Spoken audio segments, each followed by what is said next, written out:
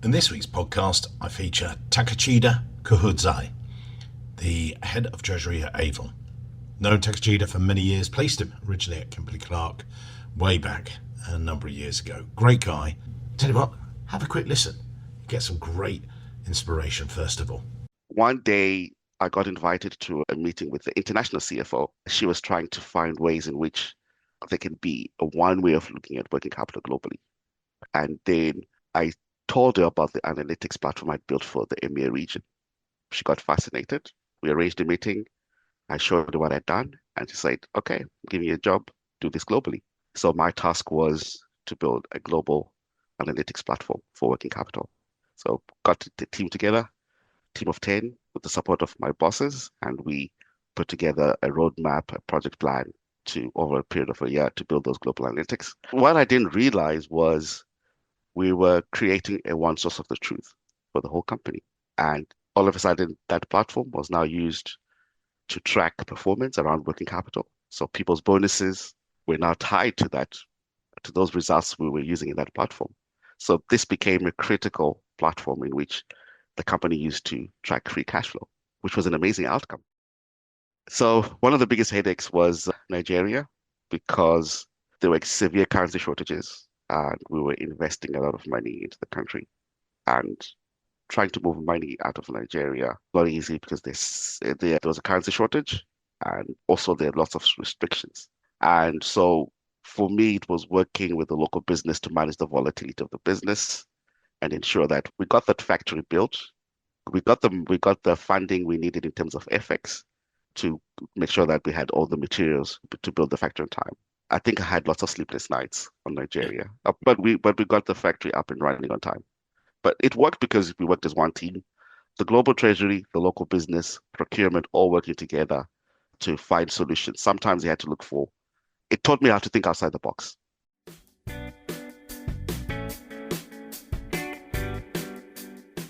Welcome to this week's Treasury Career Corner podcast, where I interview Treasury professionals about their Treasury careers. Each and every week, I'll talk to treasurers about how they build their careers, where they are now, where they see both themselves and the Treasury profession going to next. Let's get on with the show. This week's show, delighted to be joined by my good friend, Takachida Kuhudzai, the head of Treasury at Avon. Avon is a multinational company selling cosmetics, skincare, perfume, and personal care products. More than just a beauty company, they're a global movement for women, embracing their power and have been doing beauty differently for 140 years. As a company, they connect people through beauty, shared passion, innovation, and expertise, affordably. Now, Takachida and I have been friends for many years. I actually placed him in one of his original roles many years ago, but we'll come back to that later on in the show. Takachida, if you would, but take us back to the beginning and then we'll catch up our stories and stuff. We go all the way back to dealing in a bank. So over to you, sir. So thank you, Mike, for having me on this show. I've been looking forward to being on this show. So yeah, all those years, I started off in banking, 2003. Sorry, 2003. You can tell now how. Yeah. So I joined a startup bank called First Banking Corporation at the time in Zimbabwe, it's Harare. But I think if I start off how I ended up into banking, so my first job out of uni was working for a market research company called Research International. So I was the executive assistant to the CEO, and part of my role was to manage portfolio projects for the CEO. And we were doing a project for a large international bank. They wanted the research strategy for Africa, and we're helping them craft that research strategy for Africa. And one of the senior executives from the bank had come down to explain what they wanted with the research strategy. And the way he talked about banking, my heart just lighted up and I felt drawn to banking. And so after that, I went around applying for different treasury banking jobs, and I got into a graduate training program that First Banking Corporation ran. It was a 2-year graduate training program. So you go through all the areas of banking: retail banking, corporate banking, investment banking, treasury. So I started off in corporate banking 6 months, retail banking 6 months, and then last 6 months, the next step was retail bank, so treasury. And at the end of the 6 months, when I was due to move to investment banking, which was where I wanted to go, I wanted to be an investment banker. the head of the FX desk asked me to stay on for one more month because they wanted a cover for some of the traders who were going on leave. And there I was as a young graduate trainee learning to manage an FX desk with just the head of the FX desk there. He was quite impressed in how I performed in that whole month and asked me to stay on. So I never got to finish the graduate training program. So I missed out on going to investment banking. So yeah, but then Treasury, that was their loss and Treasury's gain. So you were, yes, that was it. You said, right, I'm in, you Treasury, and then you were learning a lot. And I remember you and I have talked about this in the past. I know you've talked to other people, but big learning curve for you then. What was Treasury like back then, sort of thing? quite fast paced. The markets move quite quickly. So I was on the FX trade on the FX desk doing. So it's a dual role doing FX sales and doing the FX trading, and the markets move very quickly.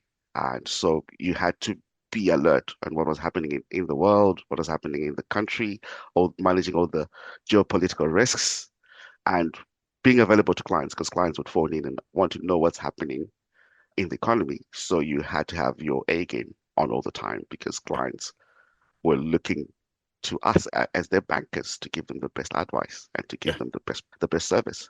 And so that was quite a steep learning curve, learning how to deal with clients, learning how to sell to clients and how to look after them. And yeah, those are essential skills that have really helped me later on in my all the way career.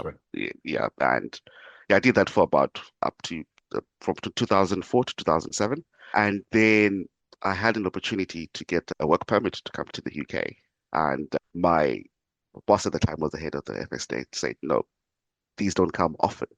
You've got my blessing to go over Right. to the UK and Yeah, try your luck yeah, in London. So I did. So I came to end of 2007, 2008, but that was at the start of the financial crisis.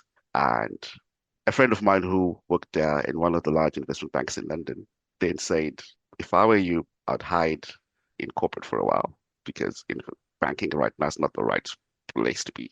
yeah. Hide for a couple of years, then when this all blows over, you can come back into banking.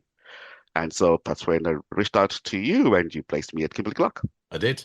So who were Kimberly Clark at the time? Because I know they went through a transformation as well and they Mhm. changed their business. But I placed you, as you say, back at Kimberly Clark, global multinational, but as an analyst to sort of talk us through that, if you like, in your words rather than mine. So Kimberly-Clark is one of the world's largest health and hygiene companies. It's got a broad range of portfolios. Some of the famous brands are Andrex toilet paper, Huggies diapers, Scott paper. So well-known brands, Yeah, Kleenex. So Kleenex is actually a verb in the world. So so it's amazing portfolio of brands, and they were expanding.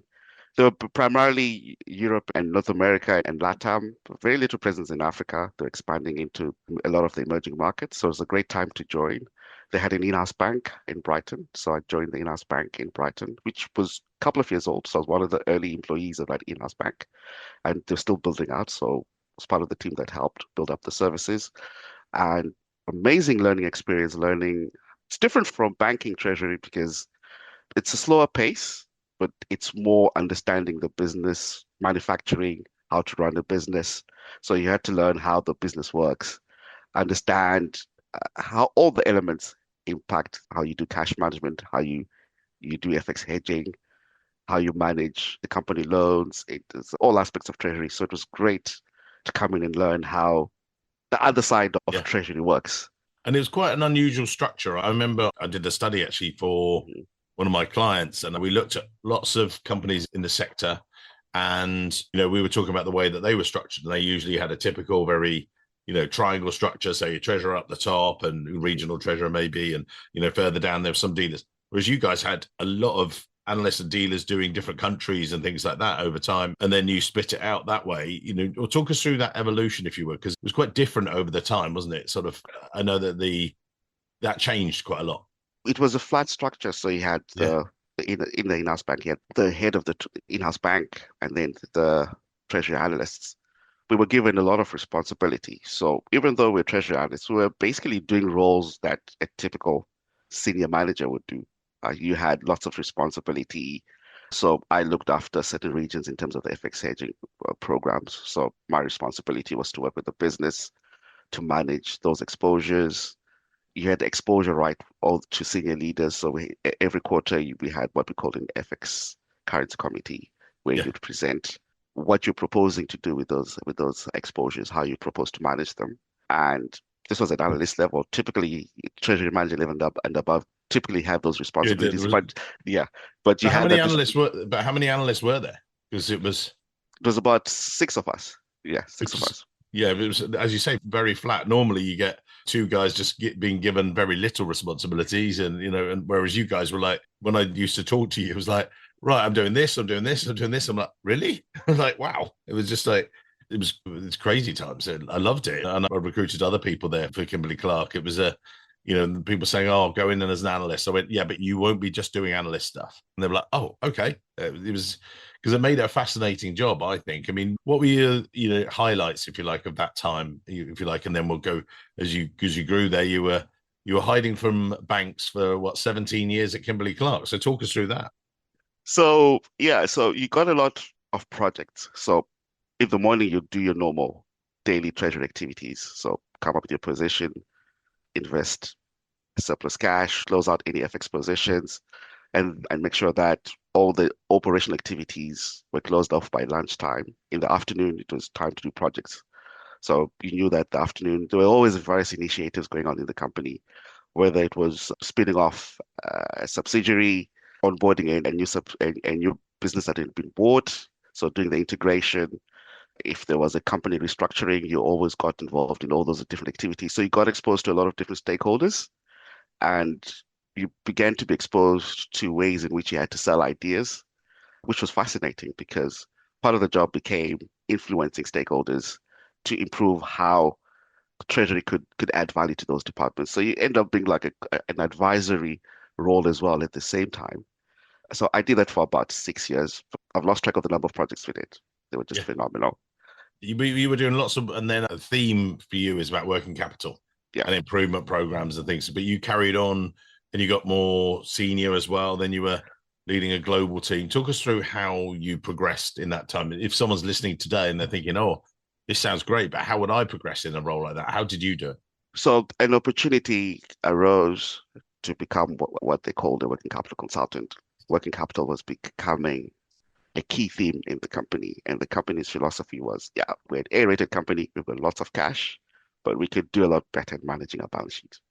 And so roles were created to try and provide insights, analytics around working capital. So I left Treasury, joined the team that worked directly with the business. So part of my job was to provide insights to the CFO of the EMEA region. So my task was to build a set of analytics that will help them drive decisions around how they manage working capital. So that's when I introduced to coding. So I had to learn Yep. how to code to build Oh wow. analytics, which I had no background in IT. So I had to learn on the job how to code and how to build these analytics. And it started unlocking insights that started saving the company lots of cash Yeah. and generating cash from the balance sheet. And one day I got invited to a meeting with the international CFO. She was trying to find ways in which there can be a one way of looking at working capital globally. And then I told her about the analytics platform I'd built for the EMEA region. She got fascinated. We arranged a meeting. I showed her what I'd done, and she said, "Okay, I'm giving you a job, do this globally." So my task was to build a global analytics platform for working capital. So got the team together, team of 10, with the support of my bosses, and we put together a roadmap, a project plan to over a period of a year to build those global analytics. What I didn't realize was we were creating a one source of the truth for the whole company. And all of a sudden, that platform was now used to track performance around working capital. So people's bonuses were now tied to to those results we were using in that platform. So this became a critical platform in which the company used to track free cash flow, which was an amazing outcome. Yeah. Yeah. And started getting, as we were developing this platform, we realized that we needed additional ways in which we could make this platform more efficient. So I got exposed to things like machine learning way before they became trendy, Yeah. which was an amazing experience understanding how to leverage machine learning to drive analytics. And this platform became key in unlocking millions and millions of free cash flow from the balance sheet for the company. And I was gonna actually explore this about saying how did you get buy-in from stakeholders, but from what you're saying is you were just giving clarity and you gave Mhm. clarity and then everyone was buying in. Was it that easy or and how was it? So after I got this commission from the Yeah, international CFO. Naturally, you have to create stakeholder meetings. So you go around the world. So there was a committee set up, which my boss at the time took part to help smooth the passage, so to speak, to yeah. get buy-in from different stakeholders, because this was just not just a platform from EMEA. So LATAM, Asia Pacific, the US, the whole globe had to buy into this. So there was a lot of stakeholder meetings to show them the benefits of this platform. So once we did a prototype and people could see the benefits over time, it was easy to get the buy-in because people could see the benefits of this platform. Yeah. I remember word got round of this, how we built this platform. So we had a team that managed spares. So they had a store for spares for the different factories around the world, and they tracked usage of spares. And they had always had trouble understanding where the spares were, how much space we had. And they heard about this platform. And I didn't know that I'd actually built data that they could live with. They felt like they'd gone into a candy store with all the data I had. And for them, this became their key platform. So it wasn't just serving the business, but it was also serving other areas we would not have thought of. So all of a And, sudden, this platform was being used by different teams around the company. and when they were using it, in what way were they using it, sort of thing? Just for just in time delivery, or for or what were they using it for? They were using it to not only that, but to then work out plans how they manage the inventory of space, for example. Right. So they knew how much space they had, so they could then work out around different parts of the world. So if, for example, a factory in Brazil needed a spare, they could see that there was a spare in the US. They could easily say, okay, this spare doesn't look like it's going to be used in the next 6 months. Let's move that spare immediately to Brazil. So you've got that just in time. And then the US can then backfill that spare at the appropriate time. So And this you is might, and what goes into that space? Is it like sort of different products, different Andrex loo rolls, or what is it? Was it? so these were spares for the machines that manufactured the products. Okay. Yeah, yeah. But you also had visibility of all the products. So in terms of how much inventory you had of the loo rolls or how much inventory you had of the different SKUs that we had of the different products. So it was an encompassing platform. Yeah. And you'd gone from in this time as well, you'd moved from consultant role to then regional treasurer. You'd Yes. got that as well. Do maybe it was easier then to influence decisions and things. How did you yourself build your own confidence to decisions? Was it a case of you were growing into it because you're saying, well, hang on, these guys are using it in Brazil to, space plan and do this and do this. Was it a natural thing or, did you have to work on it, would you say? Outside, I had to work on it.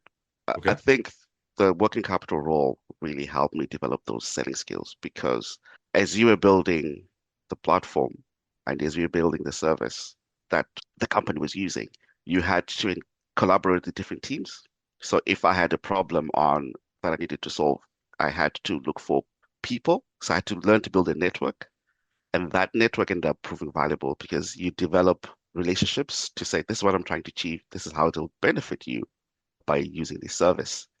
And as you build those relationships, spending time with people, it became easier to then say, let's do A, B, C, D, E. And because they know that you're providing something that will benefit them, it becomes easier to sell. Yeah. And so that period really taught me a lot about how to manage stakeholders, how to build stakeholders with people you'd never met before, Yeah. to build those relationships. And so that proved valuable for me when I became the regional treasurer for the EMEA region Yeah. because that network I'd built, I had access to information. So that means I knew what was happening in different parts of the business. It was very easy for me to get insights and then be able to come up with strategies to solve whatever issues would occur. Challenges. Yeah. Yeah. And then I know that you were rolling out FX hedging programs that were great for the reduced the volatility of, some of the challenges you face. Great on paper. What are the challenges behind making that happen? Surely, given your background, everyone was like, yeah, that's great. He just says, do it. We do it. Like, it's an easy, this is it. What would when someone else is facing a similar thing, what would you say that they need to think about? So you need to think of the business as a whole. Yeah. So Yeah. understand the business model. So it's not a one size fits all solution. Yeah. Each market has got different nuances, especially emerging markets.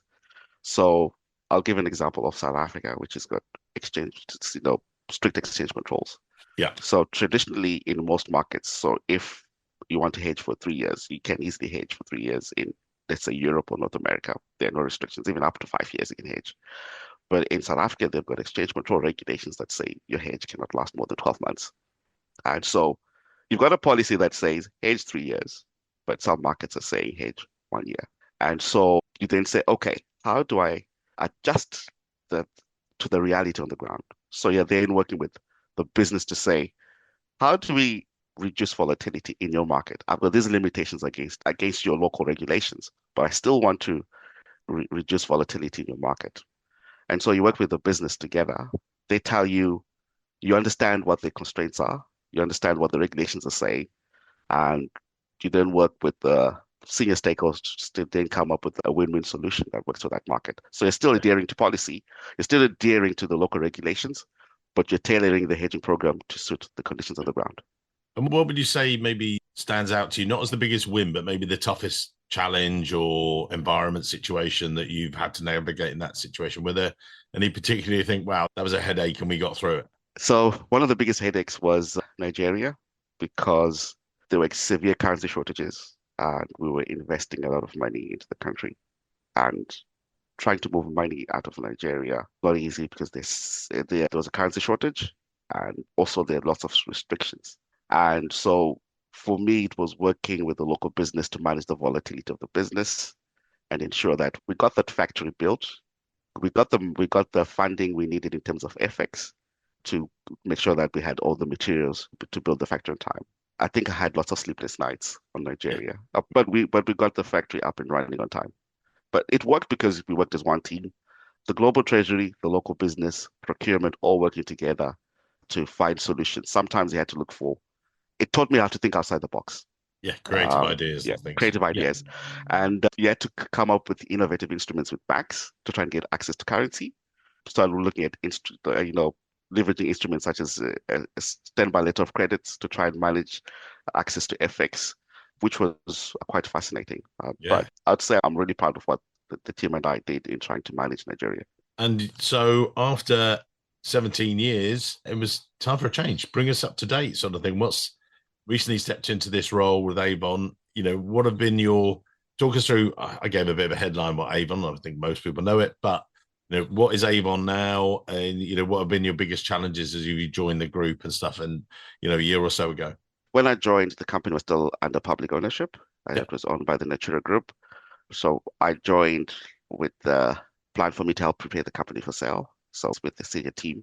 And the challenge was to make sure that we had the right treasury infrastructure to support that. So supporting the treasury team, having the right bank accounts, having the right infrastructure for the sale. There was a lot of uncertainty. But I think the key was working with the banks to ensure that it was a seamless transition to private ownership. And that was the biggest challenge for me in those first 6 months. So thankful for my banking partners I worked with. We worked quite well to make sure that we had that smooth transition from public to private equity ownership. So one of the challenges when you're moving from private ownership to private equity is, from a banking perspective, the banks are usually nervous around who the new owner is. And so you need a lot of stakeholder management around that. So I leveraged those relationships that I'd built over time to ensure that we put those banks at ease in terms of the transition. And the transition went well smoothly, and it's been an amazing journey. Private equity is more fast paced, things move quickly, and I love complexity. I love things that move fast. So it's keeping me on my toes, but I love it because I'm learning a lot at the same time. And I know you went in there, you've sort of redesigned global liquidity. You've been doing, as you say, that complexity leans into that. What have been the biggest challenges so far, biggest hurdles that you've got over? And, again, is it working with the stakeholders, or it sounds like that's one of the challenges, or how have you smoothed that path? So if someone is in a similar situation, they're going, oh, this is great advice. What sort of stuff? So the key is to build, I think the biggest challenge, especially when you're coming from outside, is no one knows you. So you're trying to build those relationships and you're bringing in new ideas. So a lot of my time has been spending time with people to try and explain those ideas, especially how we want to set up the in-house bank, the cash pooling, the journey we're on trying to leverage AI. So it's a lot of stakeholder management. That's a key part, especially when you're coming in from outside, because if they begin to understand your message, they Yeah. begin to see your benefits, and that's how you start getting things done. You got the buy-in and things. And Exactly. then I know that you've gone through this period of change and you've also come into a new role, if you like, new systems, new things like that. And I know we were just talking before the show about technology, but as you've come in, what's been your checklist? And we often talk about that on the show. What have you been looking at?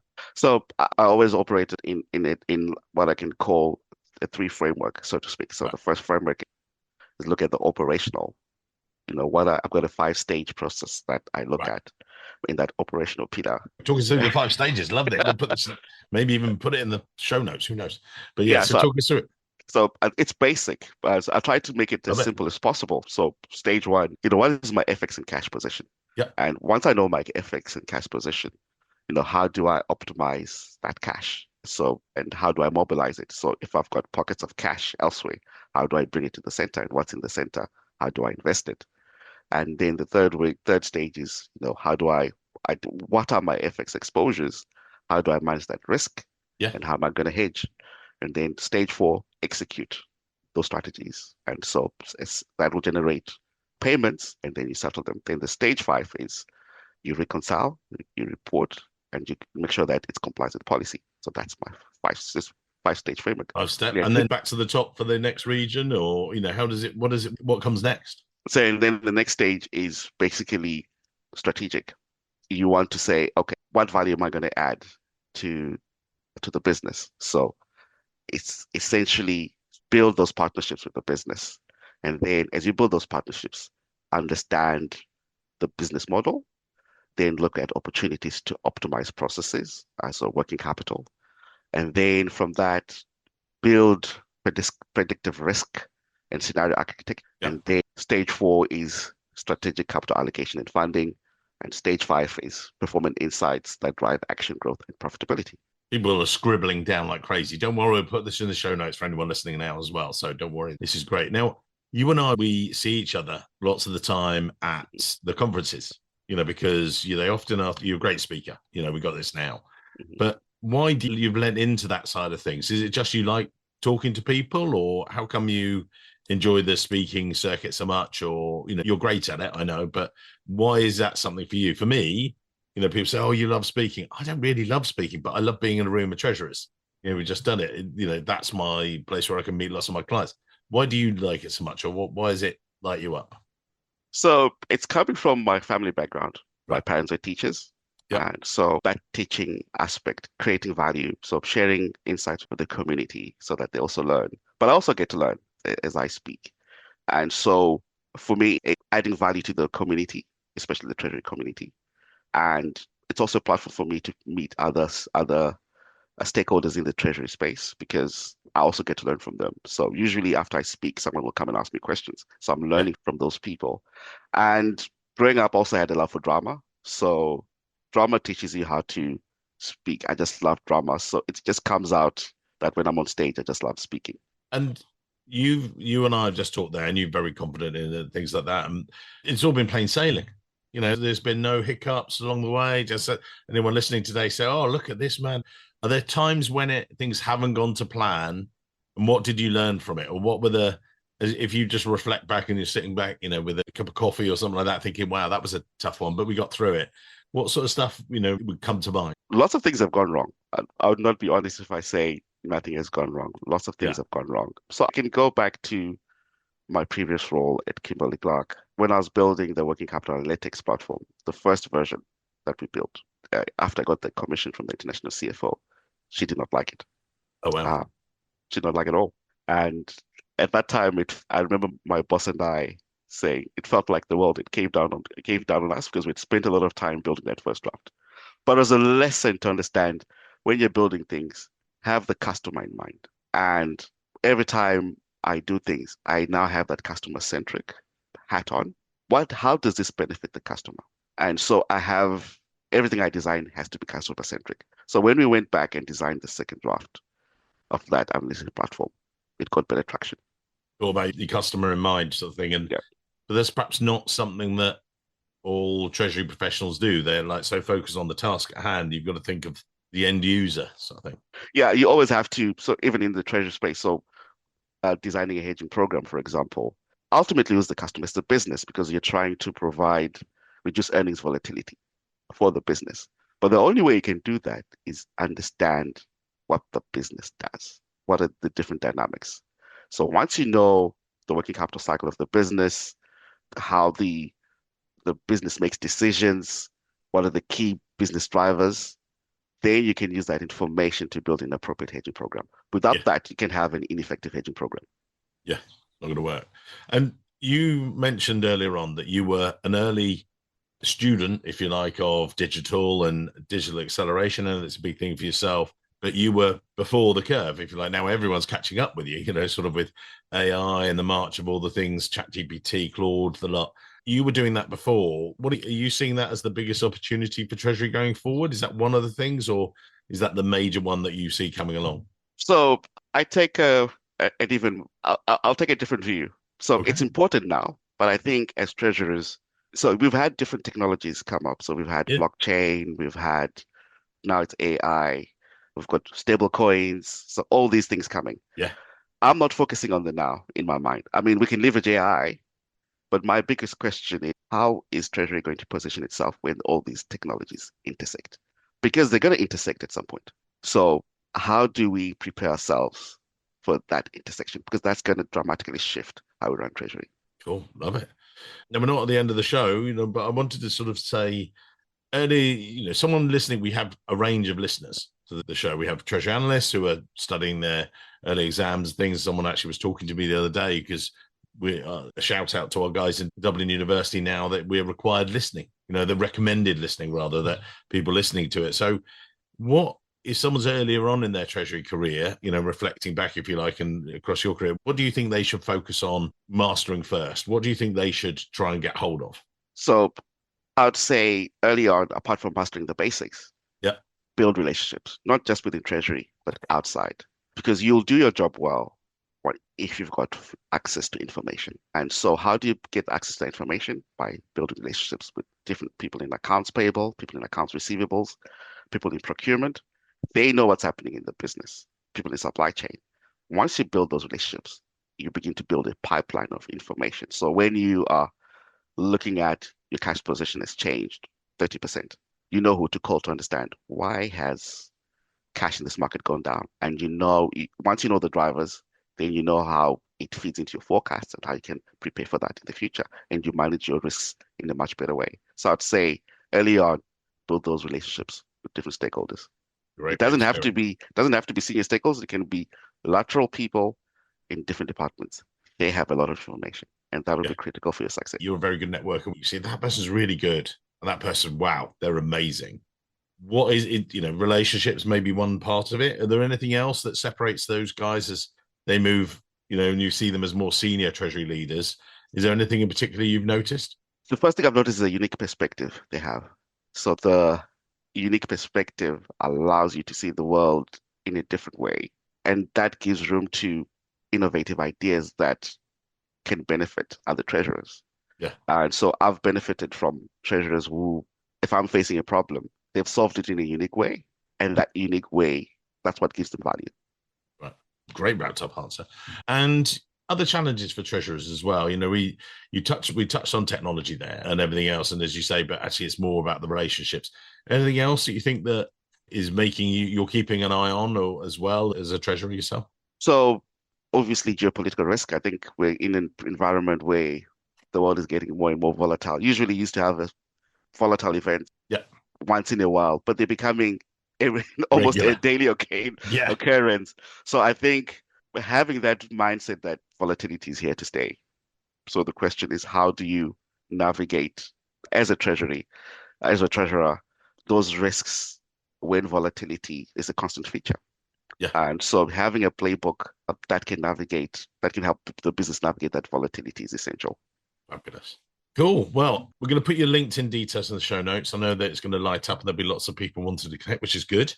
But with yourself, what sort of advice, your takeaways from today? You've heard the podcast before. You said you were listening to some of the others, which is great.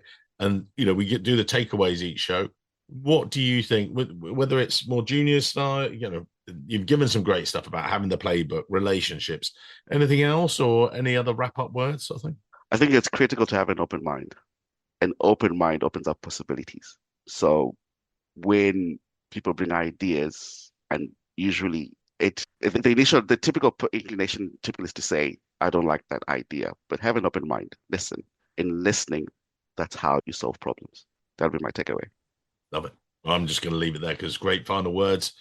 Takachida, amazing to catch up with you. Thank you very much, sir. And I know that your LinkedIn inbox will light up after this. Thank you very much.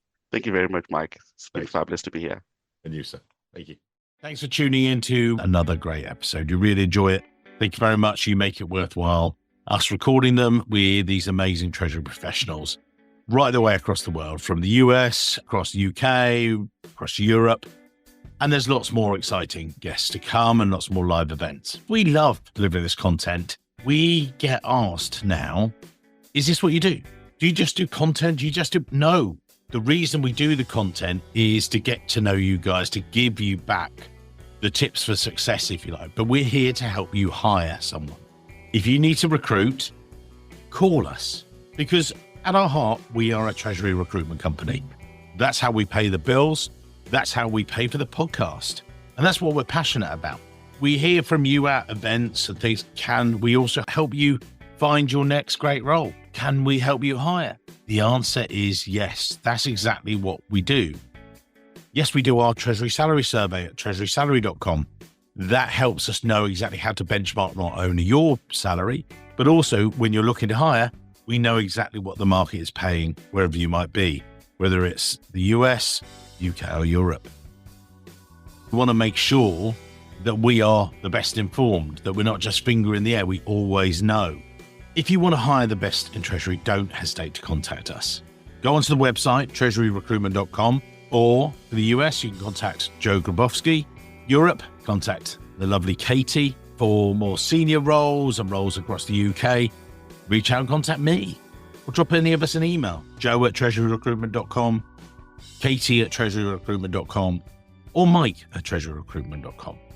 Let us help you make the hiring process as amazingly seamless and easy as our podcasts are to listen to. Thanks for your amazing support, and looking forward to seeing you at either an event or a conference very soon, or just give me a call. Let's help you find the next role or recruit the next Treasury professional. All right. Until next week. Many thanks.